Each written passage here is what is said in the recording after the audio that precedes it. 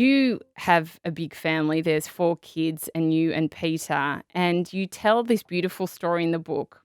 And it's when you arrive at the hotel in Italy, it's 42 degrees and the aircon's not, there's problems with your room, aircon's not working, all this kind of stuff happens. Italy, you know. And there's a beautiful line that you say, just as things seem hopeless and lost, magic happens. And I totally understand how that is. I feel like that happens to me every second week, where you think, oh, this is the beginning of the end. But then it's not the beginning of the end. Yes. And something phenomenal happens.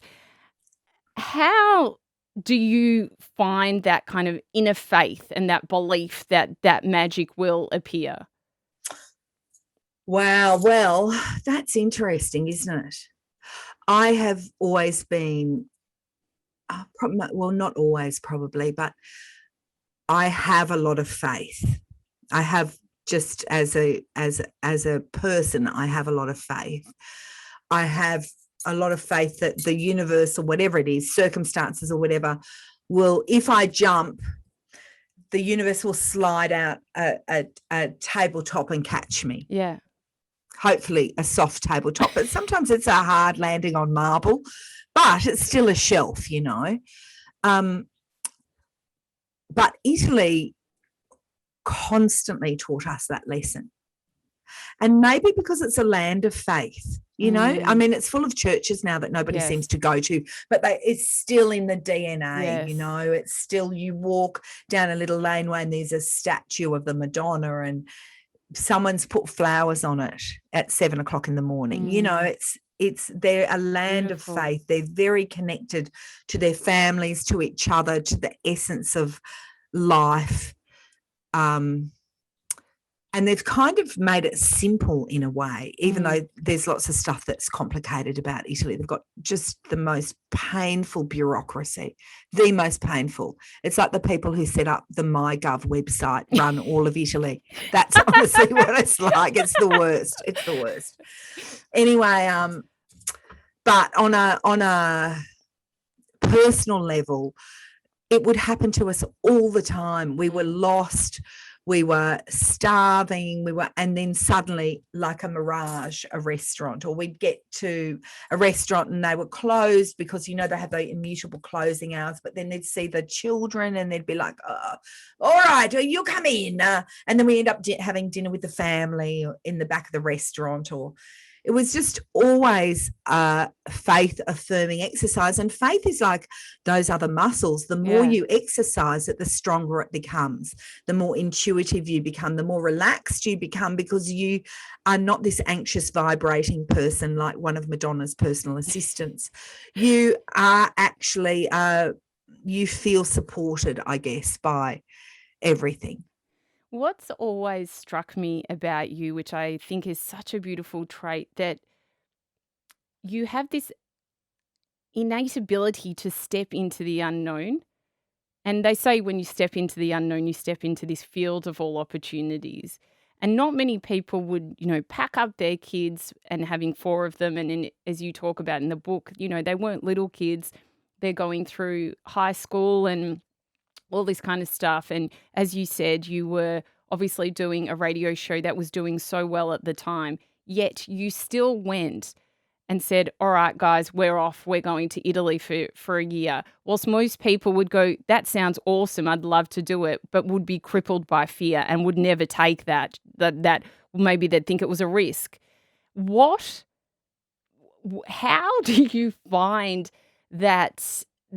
How do you step over that fear factor and just go, okay, we're going to do it, and leap into the unknown like boundlessly? Well, I think there's always more reasons to not do things than to do them. Yeah. And it was funny, when I was writing this book or attempting to write the book, and I was flying in the olden days when we could fly, I was flying back from Italy to Australia for work for something, I think, or the other way around, whatever. I was flying somewhere, and I was listening to a podcast by a writer called Stephen Pressfield, I think his name is, and he talked about this concept that was just, for me, so revelatory. Like, it explained to me how the whole world worked, starting with myself. Yeah. But when you embark on, he's talking specifically about writing, and he said, you will encounter resistance. And in any creative endeavor, I believe this to be true. Yeah. Because a lot of people don't like to have the status quo changed, including myself and yourself and the people who love you, and your parents don't want you to go away, and your friends don't want you to go away, because then they have to readjust their, do you know what I mean? People are always motivated by self-interest. And then you have guilt because you think, oh my God, like, I don't want to leave my parents. They'll be sad. Of course. And my father really cranked that up to the max, the old Dutchman.